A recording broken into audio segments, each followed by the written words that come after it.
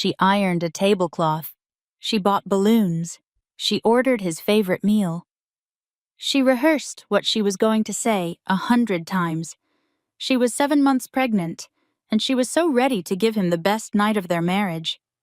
And that same night, she sat in the back of a hotel ballroom and watched her husband walk to a microphone beside a woman she had never seen before. A woman who was also pregnant. And she heard him say into 12 cameras and 200 people, "I would like to introduce my fiancé and the mother of my child." She did not scream. She did not collapse. She walked to the front of that room and she said 4 words that stopped everything. And what happened next, over the following 4 years, is the story I need you to hear. Because it does not end the way you think it does.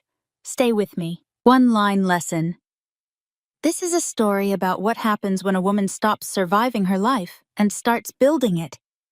And what that kind of courage actually looks like. One ordinary decision at a time. If this story stayed with you, if any part of Olivia's journey felt familiar, or gave you something you needed to hear today, do something small right now. Leave a comment below.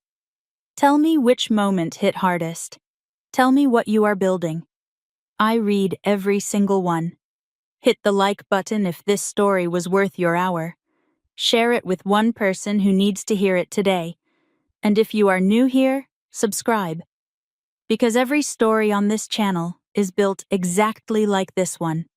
With intention. With honesty. With you in mind. The next story is already coming. You do not want to miss it.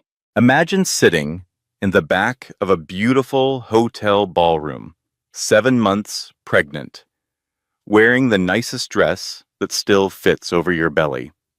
You came to surprise your husband at what you thought was a routine business announcement. You are so proud of him.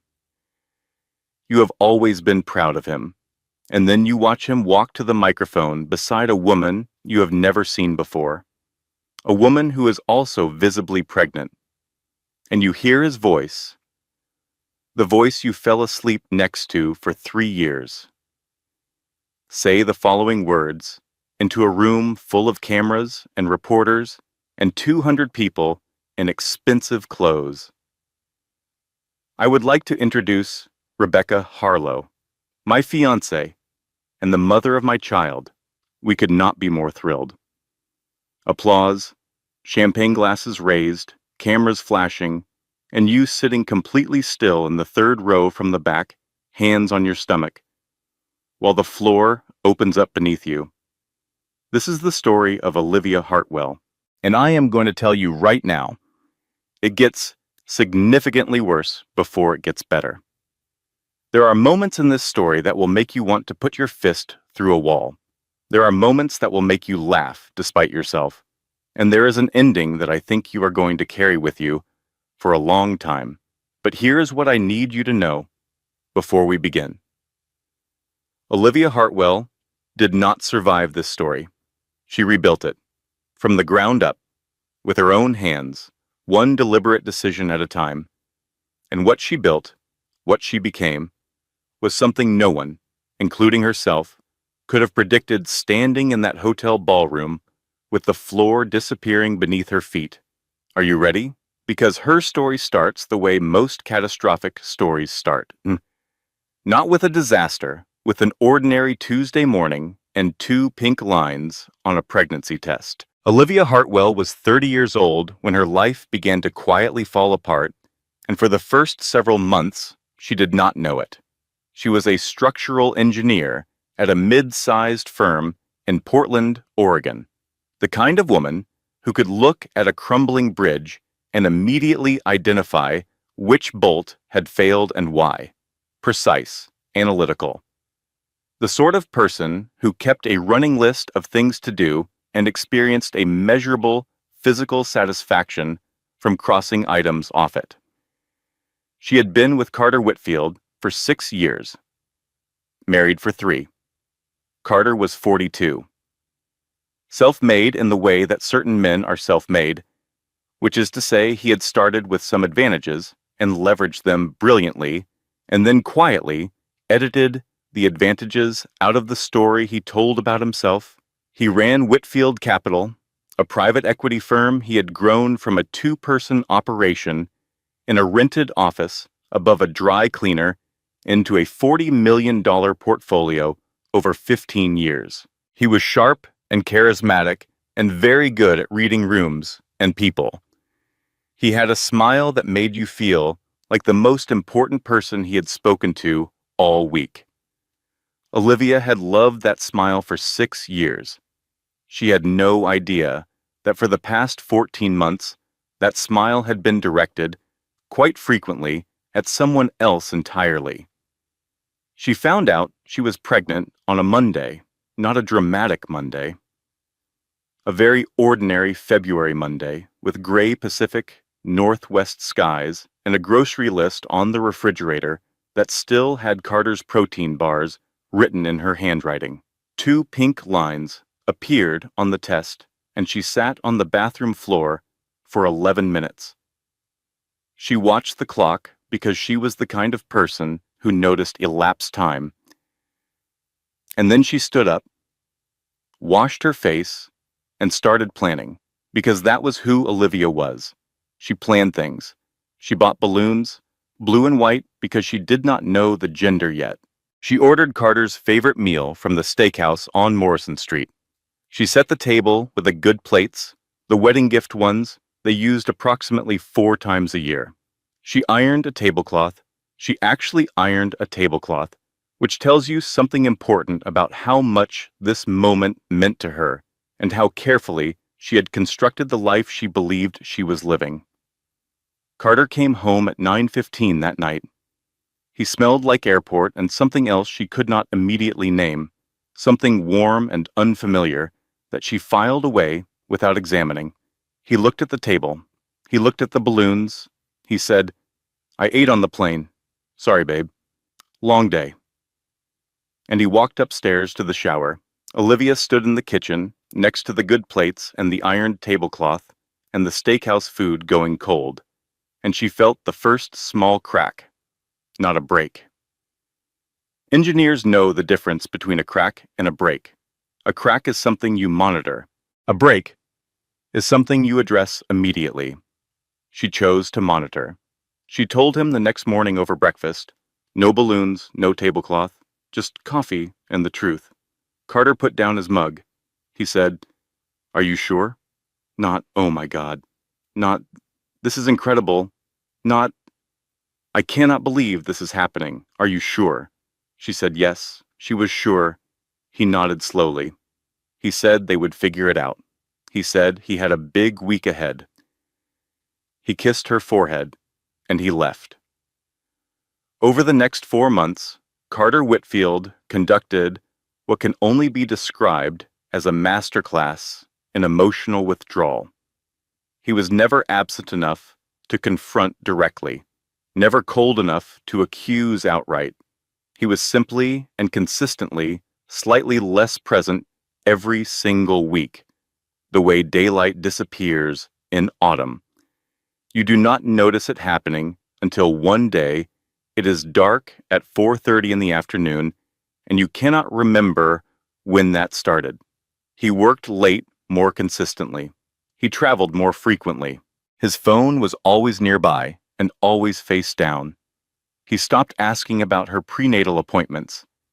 He stopped touching her stomach the way he had in the first weeks after she told him.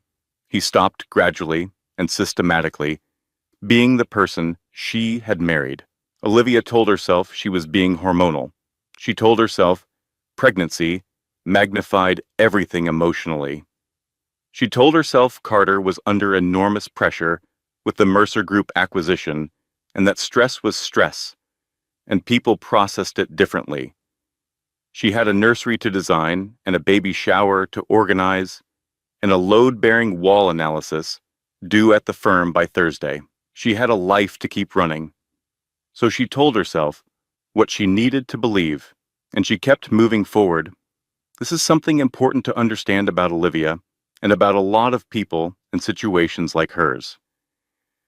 When we sense something is wrong but cannot prove it, we face a choice. Investigate or insulate. Insulating means building walls around the doubt to protect the life you have constructed. It feels like self-preservation. It feels rational and responsible and emotionally mature. But here's what Olivia, structural engineer, load-bearing wall specialist, would later understand with absolute clarity. Protecting a structure with a cracked foundation does not fix the foundation. It delays the collapse, and the longer you delay it, the more catastrophic it is when it finally comes. She was 7 months pregnant when the collapse arrived, and it arrived in the most public, most humiliating, most permanent way imaginable. It was a Tuesday in June. Olivia found the invitation on Carter's home desk while looking for a stamp. Thick cream paper, gold-embossed lettering, the Mercer-Whitfield partnership announcement, the Harrington Grand Hotel. 6 p.m., formal attire. She thought, oh, this is the big deal he has been working on. He would probably love it if I came. She did not call ahead. She wanted to surprise him. She put on a navy wrap dress, the only formal thing that still fit over her 7-month stomach with any dignity. She called a car service. She did not think twice about going, because why would she? This was her husband's event. She was his wife. She was carrying his child. The Harrington Grand Ballroom was exactly as beautiful as its name suggested. 200 guests, crystal chandeliers, an open bar doing significant business. The kind of event where everyone is dressed like money and working hard to appear accustomed to it. Olivia sat in the 3rd row from the back, close enough to see clearly, far enough to slip out quietly if her feet started swelling, which they had been doing with increasing enthusiasm for the past 3 weeks. She checked her phone. She smiled at the woman sitting next to her, who asked when she was due. She felt, for the first time in months, something adjacent to contentment.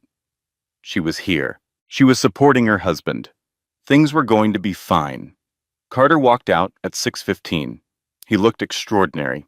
Charcoal suit, perfect posture, that smile working the room before he even reached the microphone. Olivia felt a rush of something she recognized as pride, which is perhaps the most heartbreaking detail of this entire evening. And beside him walked a woman Olivia had never seen before in her life. Tall, blonde hair, swept back, a green dress that probably cost more than Olivia's monthly car payment. 35, maybe, beautiful in a carefully constructed way, and visibly pregnant, not as far along as Olivia, but unmistakably, definitively, publicly pregnant. Carter reached the microphone. The room quieted. Thank you all for being here tonight. This evening is about more than business. Alongside our announcement of the partnership with Mercer Group, I want to share something deeply personal. I would like to introduce Rebecca Harlow, my fiancée, and the woman carrying my child. We could not be more thrilled, and we hope you will celebrate this new chapter with us. Applause. Immediate, enthusiastic, completely genuine applause. Champagne glasses raised. Camera flashes from 12 directions simultaneously. Reporters typing. People cheering. Olivia did not move for 45 seconds. She counted later, trying to reconstruct the moment with the part of her brain that always wanted to document and measure. 45 seconds of absolute stillness while a room full of people celebrated around her. Then she stood up. She moved through the crowd. She did not run. She was not hysterical. She walked forward with the measured steadiness of someone who has just received information that has not yet finished processing but whose body has decided to act anyway. A camera swung toward her face, and in front of 200 people and 12 rolling cameras, in a voice that came out low and completely steady, because Olivia Hartwell was constitutionally incapable of being anything other than composed in a crisis, she said, "Carter, what about our baby?" The room stopped, not quieted, stopped. The kind of absolute silence that descends when something happens that no one has a social script for. Carter's eyes found her across the room, and what she saw in them, what she would describe later to her sister, to her attorney, to herself at 3 in the morning for months afterward, was not guilt. It was not shock or grief or shame or any of the emotions a person might reasonably expect to see in someone who has just been confronted with the consequence of their actions in the most public possible setting. What she saw was inconvenience. She had inconvenienced him. Security reached her within 30 seconds. Two men in dark suits, professional and gentle, which somehow made it worse than if they had been rough about it. One of them offered her water. She said no thank you, because her mother had raised her to be polite, and apparently that programming ran deeper than catastrophic public betrayal. They guided her toward a side exit. Behind her, the room erupted in whispers. Outside, the evening air was cool. She sat on a stone bench near the valet stand, both hands pressed flat against her stomach. Her son, she did not know yet that he was a son, but he was, shifted inside her, a slow, rolling movement, a reminder. She looked down at her hands. She breathed. She said out loud to no one, to the parking lot and the evening, and whatever version of the universe was listening, okay, okay. And in that single word, repeated twice in the cold air outside the Harrington Grand Hotel, something began, not healing. It was far too early for healing, but something. The specific, quiet, almost imperceptible beginning of a woman deciding, at the cellular level, that she was not going to let this be the end of her story. Carter came home at 2 in the morning. Olivia was in the kitchen, fully dressed, a cup of decaf. She was not drinking sitting in front of her, the good plates still in the cabinet where she had put them away an hour after coming home, because she had needed something to do with her hands. Carter started with, "It is not what," she said. "Don't." He tried, "I can explain." She said, "I know you can. I don't want you to." She slid a piece of paper across the table. She had spent the 3 hours since coming home making a list, an actual, handwritten, itemized list. 2 columns. What I know, what I need. Because she was an engineer and lists were how she processed catastrophic failure, and the bridge of her marriage had just collapsed, and she needed to understand the structural damage before she could begin to assess what came next. Carter looked at the list for a long time. He said, quietly, "You're not going to scream at me?" She looked at him. "Carter, I design load-bearing structures for a living. I know exactly how much weight something can hold before it breaks. You broke this. The screaming doesn't change the structural damage. The list does." He moved out the next morning. Olivia's sister Lena arrived that same afternoon with a duffel bag, a box of donuts, and absolutely zero intention of leaving. Lena was 27, chronically underdressed for every occasion, and the owner of a small independent bookstore in Portland called Chapter and Verse that had approximately 400 deeply loyal customers and lost money 9 months out of 12. She knocked on the door, and when Olivia opened it, Lena held up the donut box and said, "I'm staying until further notice. Don't argue. I brought the maple glazed ones." Olivia said, "You can't just close the store." Lena said, "I put a sign on the door. It says, 'Closed for family emergency.' People respect that." "What if someone needs a book?" "Olivia, the internet exists." She stayed for 3 weeks. She was not good at practical things. She burned toast with impressive consistency. She reorganized the pantry by color instead of category, which helped no one navigate anything, and she had strong opinions about true crime podcasts that she shared at length and without invitation. But she was extraordinary at simply being present. at sitting on the couch at midnight when Olivia could not sleep and not trying to fix anything, just existing in the same space. Proof that Olivia was not entirely alone in the world. Everyone needs a Lena. If you have one, call her.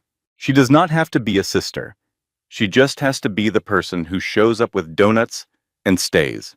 Margaret Cole was 61 years old, silver-haired, and the kind of attorney who inspired either deep relief or deep dread, depending entirely on which side of a case you were on.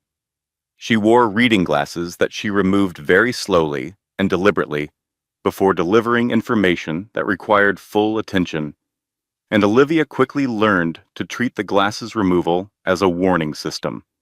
Margaret's office had a framed quote above her desk. "Well-behaved women seldom make history." She had framed case results on every wall. She made coffee in a French press and did not offer it to clients during difficult conversations because she found that people thought more clearly when their hands were not occupied. Olivia sat across from her and slid a folder across the desk.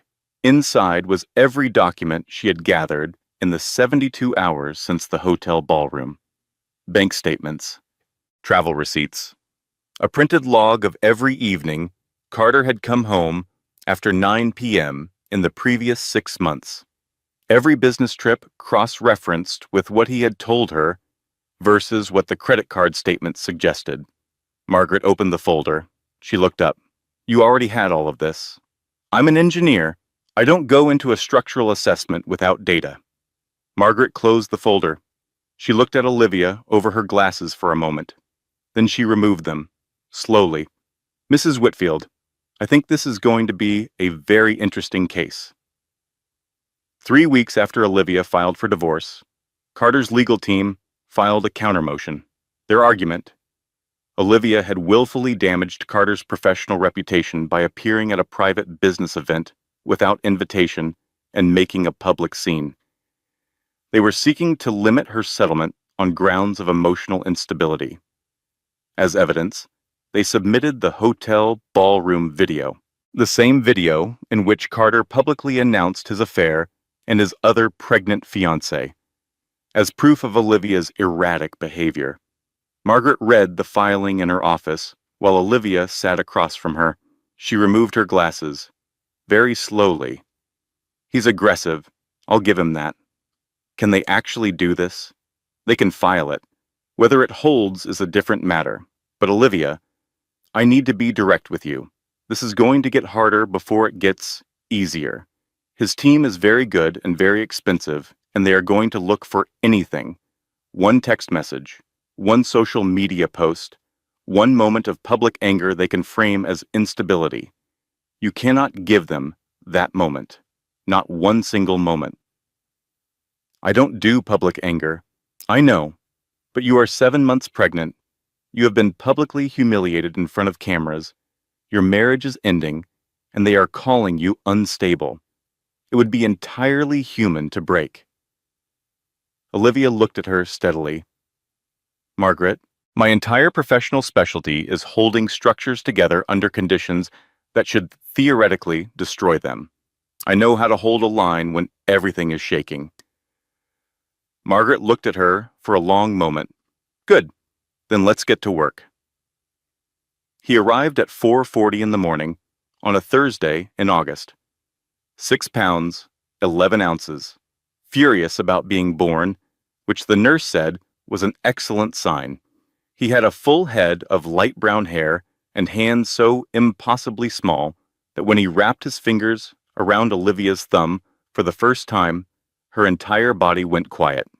Not numb, quiet. The specific, profound quiet of a moment so large it temporarily silences every other frequency. Everything that had been noise for the past 8 months. The legal filings, the ballroom video that had been viewed 11 million times on social media. Carter's face when she said, "What about our baby?" The countermotion, calling her unstable, the 3 a.m. crying she never let Lena hear. All of it went completely silent. Just this, just him. Lena was in the waiting room and cried so hard when she was allowed in that the attending nurse quietly offered her a wheelchair. Lena said, "I am fine.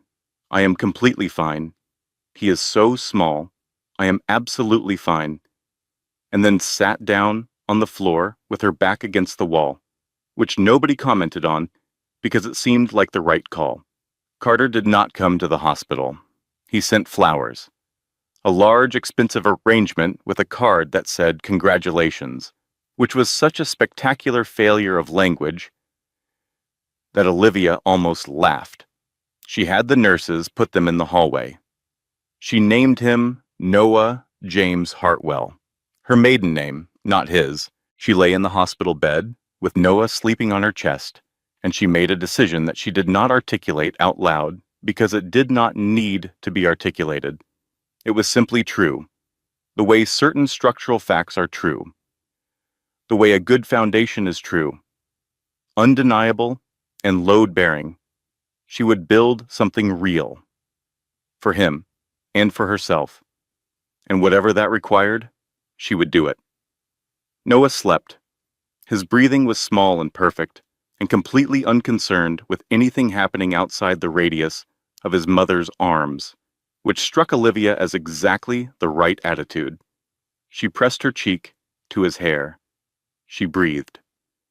Carter's legal document arrived the following afternoon, delivered by a courier who looked deeply uncomfortable with his assignment. The document outlined a financial settlement offer and a formal request to terminate parental rights in exchange for a lump sum payment. Olivia read it once. She folded it carefully. She placed it in the drawer of the hospital bedside table. She called Margaret from the hospital room while Noah slept in the bassinet beside her. Margaret answered on the second ring. Olivia said, "He sent a termination of parental rights document to the maternity ward."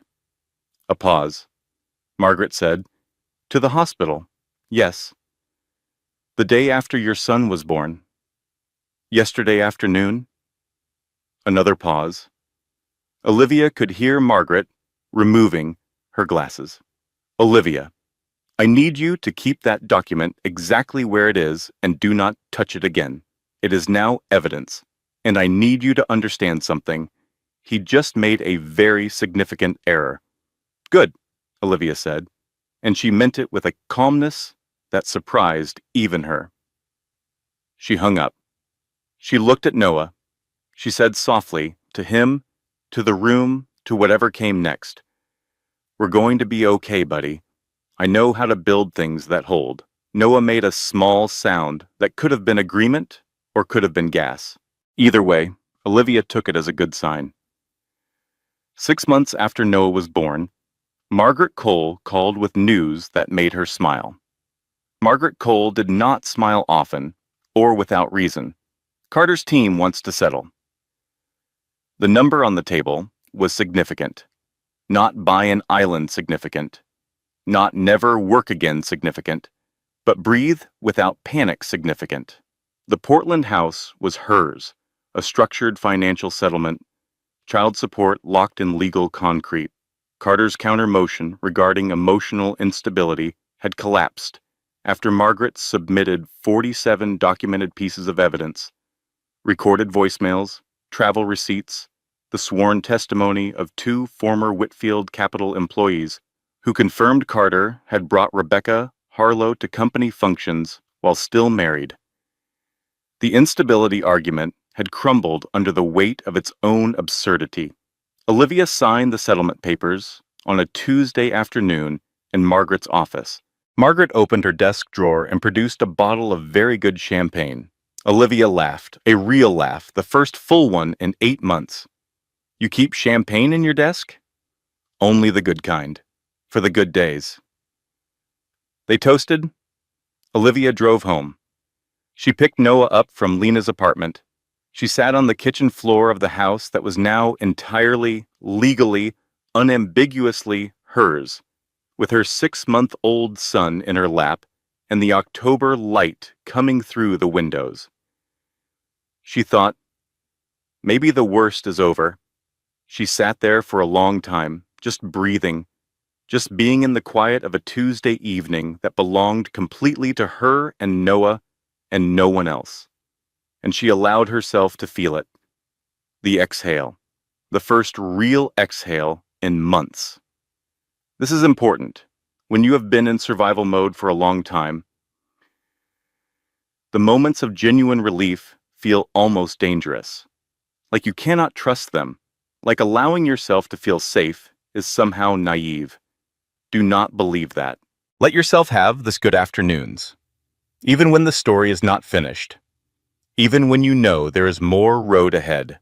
The good afternoons are not weakness. They are fuel. Olivia had approximately 8 months of good afternoons before the next hit landed. She went back to work when Noah was 4 months old. Her firm welcomed her back with a new project. A pedestrian overpass redesign for a city initiative, and she threw herself into it with the specific intensity of someone who has discovered that competence is its own form of healing. She was good at her job. She had always been good at her job, but she was better now, in the way that people who have survived something real often become better at the things that matter to them. Noah grew. He learned to roll over. He learned to sit. He developed opinions about specific toys with a passion that seemed disproportionate to his size.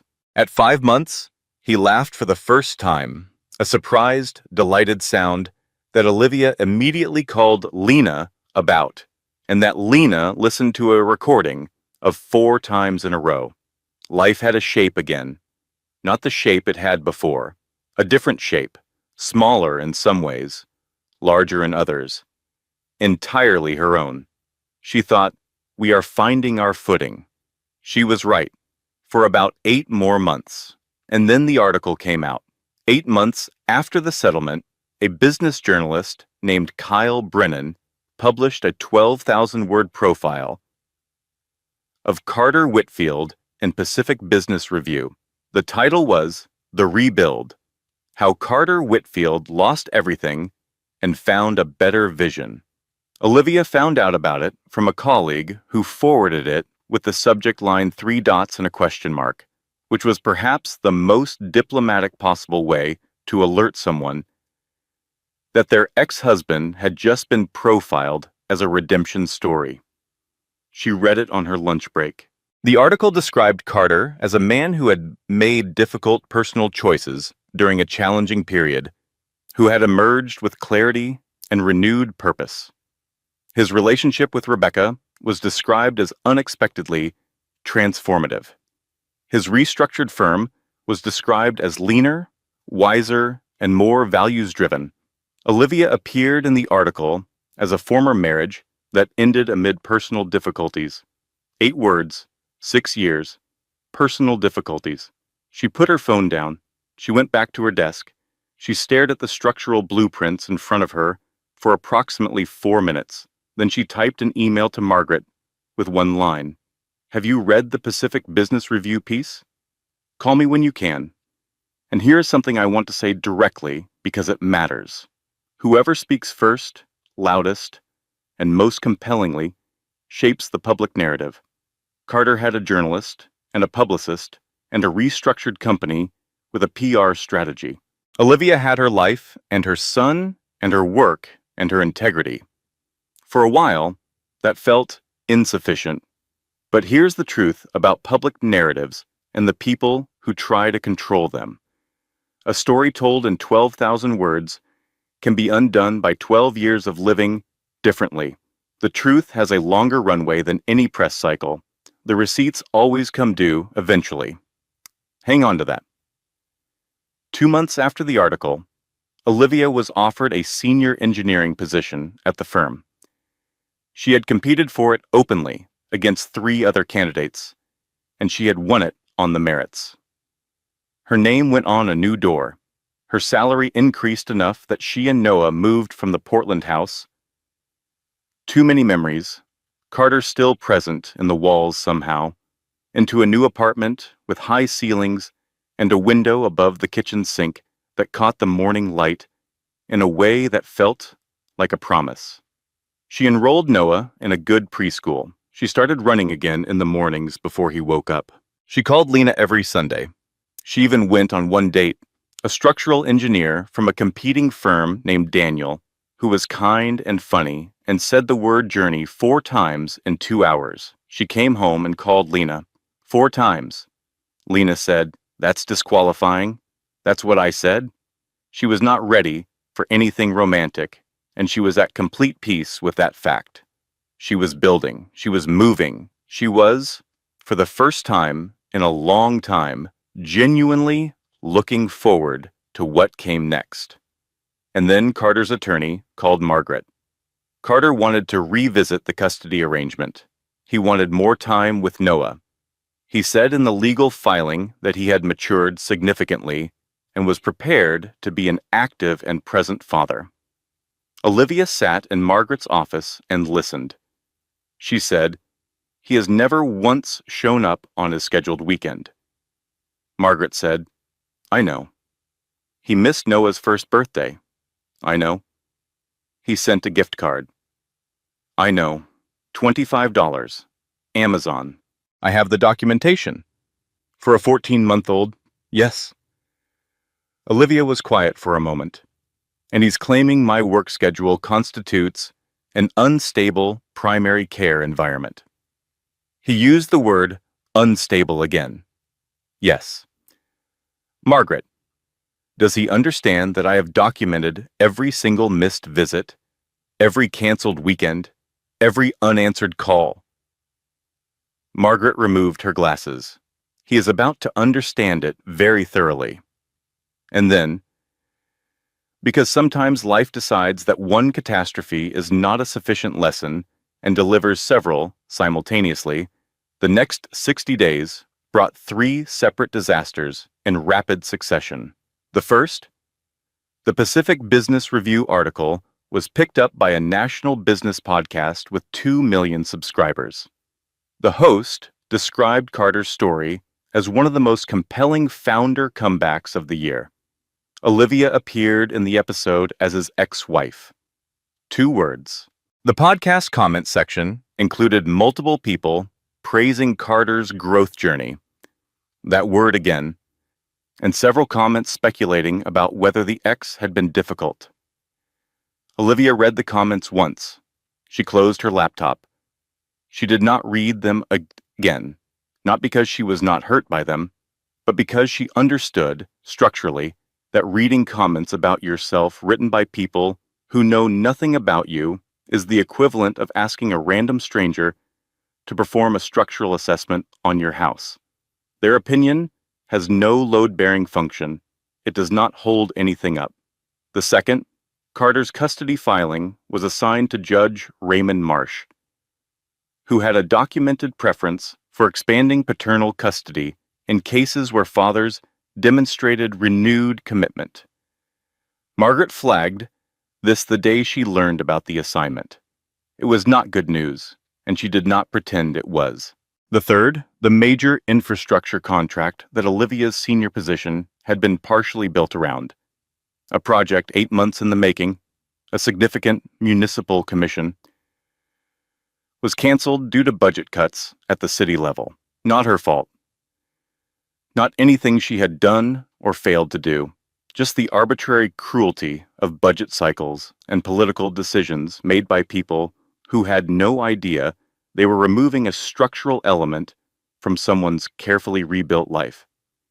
3 hits, 60 days. She called Lena on a Friday night. Lena said, "How bad is it?" Olivia said, "On a scale of 1 to 10, I'd call it a committed 7. Not a 10? Not yet, but it's a very determined 7. Lena said, "I'm coming over. I'm bringing wine for me and those sparkling waters you like. We are going to watch something completely stupid on television for 2 hours and not discuss any of this. and then we are going to discuss all of it. That is exactly what I need. I know. I've been calibrated to your needs for 27 years. Here is your next piece of real advice from this story, and I mean it seriously. When multiple things collapse simultaneously, resist the urge to address all of them at once. Triage. What is urgent and time-sensitive? What can wait 48 hours? What do you actually have the power to influence right now? Olivia made a list. She always made a list. It was not a magical solution. Lists are not magical, but they are clarifying. And in the middle of a committed 7, clarity is the most valuable resource you have. The custody hearing was 6 weeks out when Margaret received a phone call that she described to Olivia as unexpected and potentially significant. It was from Rebecca Harlow's attorney. Rebecca, the woman in the green dress, Carter's fiancée, the other pregnant woman from the hotel ballroom, had quietly separated from Carter 4 months earlier. No announcement, no press release. A filing in Multnomah County that Margaret's assistant had caught during routine monitoring because Margaret Cole monitored everything routinely as a matter of professional principle. Rebecca's attorney was calling because Rebecca had information directly relevant to Olivia's custody proceedings. Specifically, she had documented 17 occasions in the previous 2 years where Carter had missed or canceled his scheduled time with his daughter with Rebecca, citing what Rebecca described in her own words as prioritizing optics over actual parenting. Rebecca was willing to provide a sworn statement. Margaret called Olivia that same afternoon. Olivia was quiet for a long moment after Margaret explained. Then she said, "Is she okay?" Margaret paused, a genuine pause, not a strategic one. That is an interesting question to ask right now. She has a daughter with him. She sat across a ballroom from me once without knowing I existed. I do not think she is the villain in this story. No, Margaret said. Neither do I. I want to stop the story here for a moment. Because this is important. Olivia Hartwell, who had every rational reason to view Rebecca Harlow as an enemy, chose to see her instead as a person who had also been failed by the same man, who had also believed in something that turned out to be constructed on a rotten foundation, who was also, in her own way, trying to figure out what came next. That choice, the choice to extend empathy to someone you have every social permission to resent, is not weakness. It is not naivety. It is a form of strength that very few people manage, and it is almost always the thing that separates the people who eventually find peace from the people who remain locked in the story of what was done to them. The size of your empathy determines the size of your eventual freedom. 3 weeks before the custody hearing, Margaret received a second piece of information, this one from a forensic financial analyst named Paul Garrett, a former federal investigator who charged significantly and was worth considerably more than he charged. Paul's report was 43 pages. The summary was 3 paragraphs. The relevant paragraph: during the divorce settlement process, 3 joint investment accounts had been systematically undervalued through a subsidiary restructure completed approximately 2 months before Olivia filed for divorce. The discrepancy totaled approximately $340,000 across the 3 accounts. The restructuring had been conducted in a way that was technically legal, but deliberately obscuring, and Paul had only found it by examining secondary filings that most forensic analysts would not have known to cross-reference. Carter had hidden money, not offshore account in the Caymans money, but enough that the original settlement had been built on incomplete information, enough that the settlement could be legally reopened. Margaret put the report on her desk. She removed her glasses, very slowly. Paul found what I suspected, but could not prove at settlement. Carter's team buried 3 accounts in a subsidiary restructure. We missed it. I want to be direct with you. That is on me. Olivia said, "What does this mean for the custody hearing?" "It means his custody filing just became significantly more complicated for him. It means we have documentation of a pattern of financial deception that speaks directly to his credibility as a witness in his own case. And it means—" She paused. "It means he is about to have a very bad month." Olivia sat back in her chair.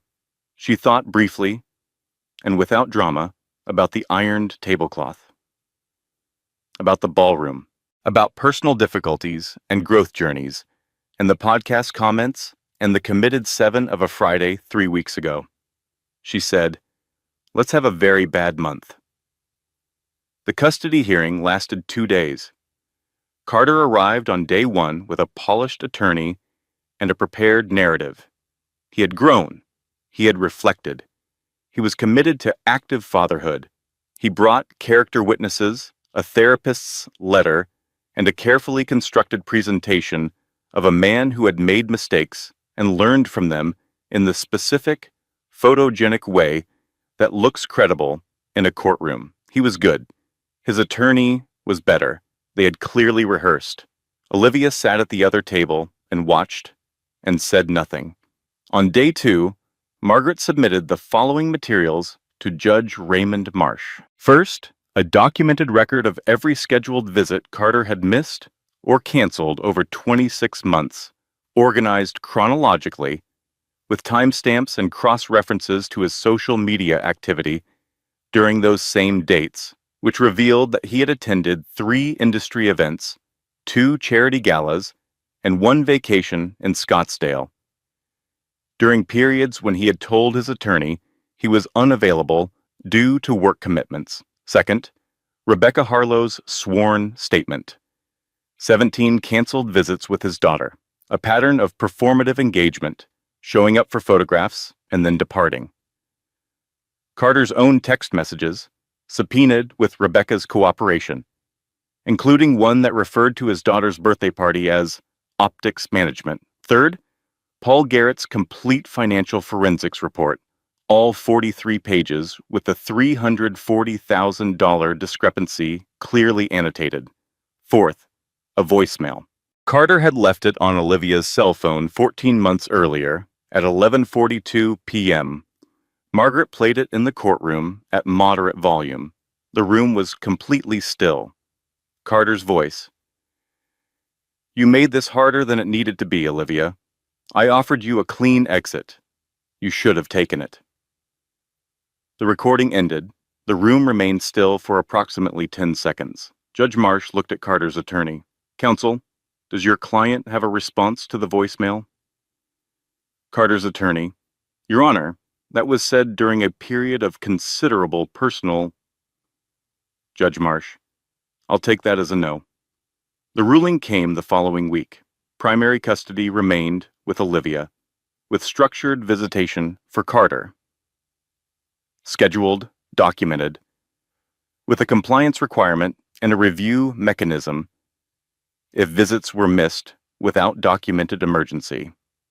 The financial discrepancy was referred to a separate proceeding that Margaret described as almost certainly favorable. Olivia walked out of the courthouse on a Thursday afternoon in April. Lena was on the front steps. She had taken the day off from chapter and verse. She was wearing the wrong jacket for the weather, which was very Lena, and she had brought 2 cups of coffee from the place on 3rd Street that Olivia liked, which was entirely Lena. She held out her arms. Olivia walked into them. They stood there for a while on the courthouse steps while Portland pulled back and looked at her sister with hundred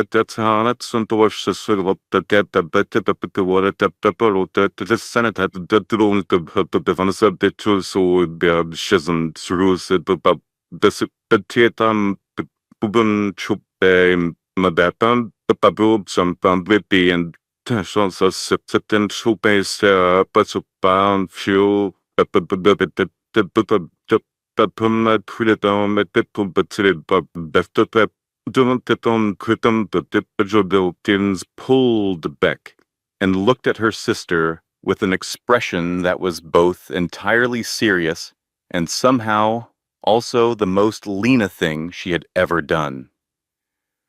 Olivia, sometimes people defeat themselves. Your only job was to not get in the way. Olivia laughed, a real one. They drank their coffee on the courthouse steps. It was a good afternoon. She let herself have it completely. Here's what the next 18 months looked like for Olivia Hartwell, and I want to tell it honestly because the honest version is more useful than the polished one. She did not launch a company overnight. There was no single eureka moment set to an inspirational soundtrack. There were a lot of late evenings at her kitchen table after Noah was asleep, spreadsheets and projections and drafts that she revised and revised again. There were conversations with Margaret about liability structures, and conversations with Lena about risk tolerance, and conversations with herself. At 2 in the morning, about whether she was genuinely ready for this, or whether she was confusing ambition with impatience. She took her time. She had learned over the previous 4 years that taking time was not the same as standing still. Sometimes the most important structural work happens during what looks, from the outside, like nothing. Her partner in the venture was a colleague named Thomas Waverley. They had worked together at the firm for 3 years, and Olivia had come to trust him in the specific way you trust someone who is consistently honest, even when honesty is inconvenient. He was steady and straightforward and had a dry sense of humor that made 14-hour workdays survivable.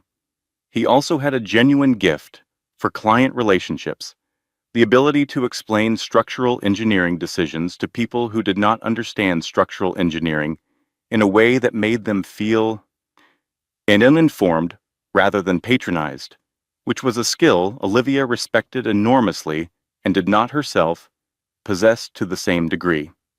They called the firm Hartwell Waverley. Margaret reviewed their partnership agreement and said it was one of the tightest she had seen from a first venture. Thomas said, "That is because Olivia wrote the liability clause. She is constitutionally incapable of leaving a structural weakness unchecked." Olivia said, "That might be the nicest thing anyone has said about me professionally, Thomas. I also once told a client your load-bearing analysis on the Morrison overpass was genuinely visionary." Olivia, "That was second nicest." Their first major commission was a pedestrian bridge redesign for the city of Portland. The day the contract was signed, Olivia took Noah to see the existing bridge. He was 3.5 years old. He stood at the railing in a too-big raincoat that Lena had bought him without checking the size, holding Olivia's hand, and looked at the water below with the focused expression he wore when he was processing something important. He said, with complete authority, "Mama, this bridge needs work." She looked down at him. "Yeah, buddy, that's exactly why we're here." She put him up on her shoulders. He grabbed her hair too hard, as he always did, and she did not say anything about it. They stood there for a while, looking at the bridge that was about to become hers to rebuild. Lena came to the office opening. She cried, which surprised no one. She had worn the right jacket for once, which surprised everyone. Margaret came. She did not cry. But she brought the good champagne. A journalist from a small architecture publication came and wrote a piece about Hartwell Waverley's community-focused approach that was, in its modest way, the precise opposite of the Pacific Business Review profile. It was 700 words. It quoted Olivia on design philosophy.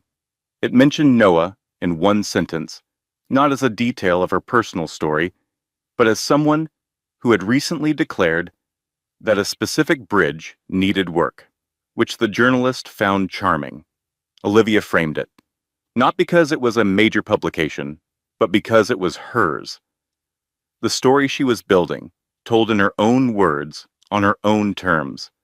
She was 34 years old. She was just getting started. And here's the wisdom piece I want to offer before we get to the ending, because I think it is the most important thing in this entire story. Olivia did not rebuild her life because she was exceptional. She was not some rare category of human being with superhuman resilience and extraordinary luck. She was a woman who made a list at 2 a.m. when she had every reason to fall apart, who found Alina and kept her close, who hired a Margaret and trusted her completely, who chose repeatedly and deliberately to extend empathy even when resentment was available and arguably justified.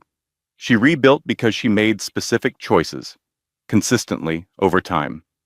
That is available to anyone. The foundation is not a gift. It is a decision.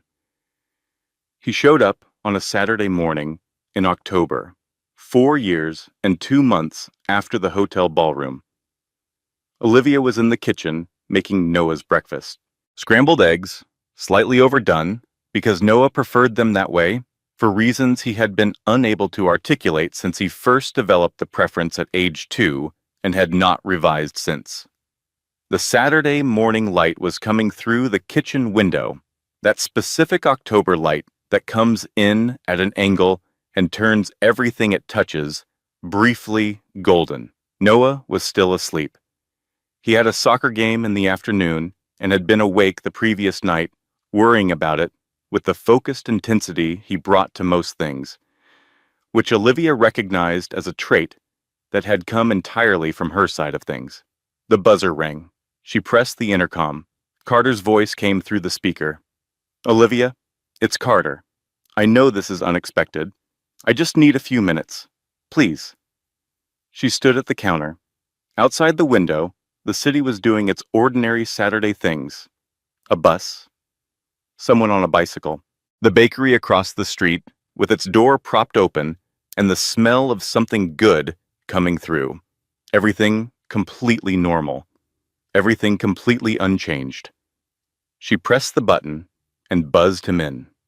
She did not rush to the door. She turned back to the stove and took the eggs off the heat. She got 2 mugs from the cabinet and poured coffee, and then thought about it and put 1 mug back. She left his side of the counter empty. He knocked. She opened the door. Carter Whitfield looked like what 4 years of consequences looks like on a person. Not destroyed, not broken, in the dramatic way a person might hope for, if they were the kind of person who hoped for that, but honestly different. The particular shine of a man who had never genuinely questioned himself had dulled into something more mate, more real. There were lines near his eyes that had not been there before. He held his hands in front of him in a way she had never seen from him, uncertain and careful, like someone who has learned that his hands have done damage and is no longer sure how to carry them.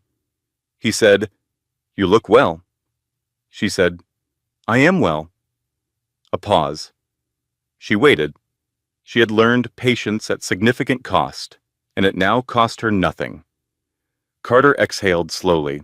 "I made a catastrophic mistake. I know that is not new information. I know there is nothing I can say that rewrites what happened. But I needed you to hear it from me directly, not through attorneys, not through mutual contacts. From me. She looked at him over the rim of her mug. She felt no trembling, no sudden surge of old grief or old anger. Not because the grief had never been real. It had been real, devastatingly real, in ways she still sometimes encountered unexpectedly. In small moments she had not prepared for, but because she had done the work. Grief does not disappear if you work through it. It changes form. It becomes something you have metabolized rather than something that is still metabolizing you. She said, "Go on." He told her everything. The relationship with Rebecca had begun 14 months before Olivia's pregnancy. The Mercer acquisition had been partially structured around the Harlow family's investment network, which meant ending the marriage had been, among other things, a business decision. The partnership had unraveled spectacularly when Rebecca's father discovered Carter had misrepresented growth projections to secure the deal. The fallout had been swift and extensively documented in the business press. Though Olivia had received most of this information from Margaret over the previous 2 years and was not surprised by any of it, Rebecca had filed for divorce 12 months ago. The custody proceedings were ongoing and described by Carter with the specific grimness of someone who had recently experienced what it felt like to be on the other side of a well-documented legal case. He had spent the past year and a half in what he called a kind of free fall, the specific disorientation of a man who built everything on the wrong surface and then watched it all slide away. Olivia listened without interrupting. When he finished, she set her mug down on the counter. "Why are you here, Carter?" Not a question. An invitation to be honest, possibly for the first time, without the performance and the calculation. He looked at her directly. "Because I want to know my son, and because the part of me that was buried under ego and bad decisions for a very long time—" "Don't finish that sentence." Quiet, but without cruelty. He stopped. She walked to the kitchen window and looked out for a moment. The October light was still doing its thing. The bakery was still open. The Saturday was still happening all around them, indifferent and ordinary and exactly right. She turned back. She looked at him with the full, composed steadiness of a woman who had built herself from rubble and knew precisely what she was worth, and what she was willing to offer, and what she was not. "Noah is 4 years old," she said. "He is funny and curious, and he asks more questions per hour than most adults ask in a week. He loves bridges and illustrated books about marine biology, and he has strong feelings about how his eggs are cooked. He has never once asked me where his father is, because I have made sure his life is full enough that the absence doesn't echo." She paused. "But he deserves the chance to know you. Not because of what you need, and not because of what you lost, and not because of what you regret, because he deserves a complete picture of where he comes from. That is about him, not you." Carter's jaw was tight. His eyes were wet. She continued, "If you want to pursue this, it goes through Margaret's office, formal and structured. Scheduled visits, documented, consistent, not performative, not optics. Consistent." She held his gaze. "One missed visit without a genuine emergency, and it stops. One moment where what you need takes precedence over what he needs, and it stops. One instance where I have reason to believe he is a detail in your story rather than the point of the relationship, and it stops permanently." She let that sit for a moment. "Are we clear?" He said, "Yes." "Good." She walked to the front door and held it open. He moved toward it, paused in the doorway. He looked at her with an expression she had not seen from him before. Not the practiced sincerity of the boardroom or the courtroom, but something unguarded and genuine that was probably as close to honest as he had been in a very long time. "What you have built," he said, "Hartwell Waverly, the work, everything, It's extraordinary, Olivia. She met his eyes. I know, she said. Not with arrogance, not with performance, with the clean, unshakable certainty of a woman who had done the work and knew exactly what it had produced. He left. She closed the door. She stood in the hallway for a moment, with one hand resting against the wall, and she breathed. Not a dramatic breath, just a breath. The ordinary, necessary, ongoing act of a person who is alive and continuing. Then she went back to the kitchen. She reheated the eggs, which had gotten cold during everything, and she made a plate, and she poured Noah's orange juice, and she set it all out with the quiet efficiency of someone who has learned that ordinary mornings are among the most precious things there are. Noah came padding down the hallway in his socks. He was constitutionally opposed to wearing shoes inside the apartment, a battle Olivia had decided 3 months ago was not worth the energy. He climbed onto the kitchen stool and looked at his plate with the serious expression he wore when evaluating something important. He picked up his fork. He took a bite. He said, "Mama, are these overdone?" "A little." "Good." He took another bite. "That's how I like them." She sat across from him with her coffee. She watched him eat. He had Carter's jawline and her stubbornness and a completely independent personality that belonged to neither of them, that was entirely and only his own. He was going to be someone. She did not know who yet, neither did he, but she had the specific, structural certainty of someone who understands load-bearing foundations that whatever he built, whatever he became, it would hold, because she had built the foundation right. Outside, the October light was still coming through the kitchen window. The specific Saturday morning light she had chosen this apartment for, back when she was choosing everything only for herself and Noah and what they actually needed, not what she had been told she should want. She thought about bridges, about the ones that hold, not because nothing ever hits them, not because the weather is always good, or the load is always manageable, or the conditions are always favorable, but because the people who built them understood what they were doing and did not cut corners and did not build on surfaces that could not support the weight. She had built this, all of it. The apartment and the firm and the morning, and the boy eating his slightly overdone eggs without complaint, and the October light and the life that was entirely, finally, irreversibly hers. She had built it on the right surface, and it was holding. Olivia Hartwell did not get her life handed back to her. She built a new one, from a hotel ballroom where the floor opened up beneath her feet, from a legal document sent to a maternity ward, from a voicemail that called her son the Portland situation, from missed visits and podcast comments and committed sevens on a Friday night and 3 disasters in 60 days and the specific, unglamorous labor of showing up every single day and doing the next right thing. She built it with a list made at 2 in the morning, with a sister who showed up with donuts and stayed, with a lawyer who removed her glasses slowly when something important was coming, with a partner who said her structural analysis was visionary and meant it, with a son who had strong opinions about eggs. She built it with empathy she chose to extend even when resentment was available.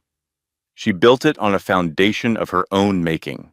And if you are somewhere right now in your own version of the hotel ballroom, stunned, humiliated, hands on your stomach in the cold air outside, saying okay to a parking lot that isn't listening, I want you to hear this. You are not finished. You are not broken. You are not the 8 words someone else used to summarize you in an article written by someone who does not know you. The foundation is not gone. You are the foundation. Go build. This content was carefully researched, developed, and manually edited by our team to deliver meaningful stories with valuable life lessons.